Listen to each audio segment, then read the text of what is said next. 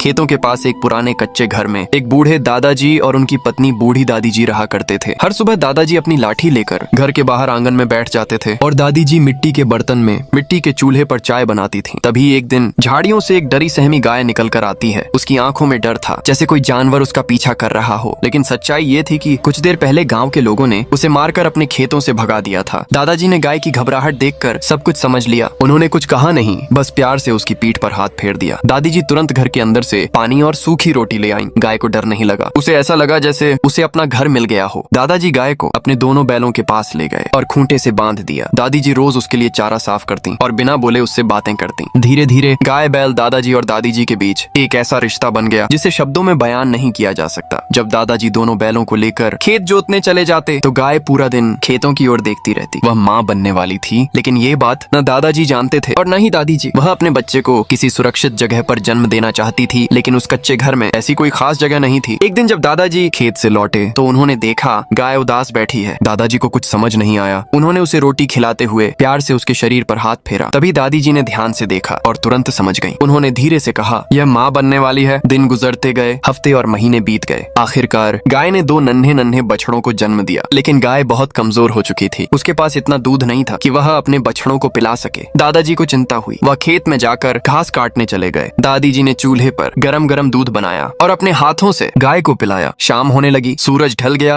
रात हो गई, लेकिन दादाजी वापस नहीं लौटे। इसी दौरान घर के बाहर जंगली भेड़िए आ गए और जोर जोर से गुर्राने लगे। गाय डर गई और अपने बच्चों को पीछे छिपा लिया। तभी अचानक दादाजी के दोनों बैल दौड़ते हुए आए और भेड़ियों को मार मार कर भगा दिया और माँ समान गाय की रक्षा की। थोड़ी देर बाद दादाजी वापस आ गए। दादी जी की आंखों से आंसू बहने लगे और उन्होंने बस इतना कहा, नेकी कभी अकेली नहीं जाती। लेकिन दोस्तों, अभी तक किसी ने उन्हें लाइक और सब्सक्राइब नहीं किया।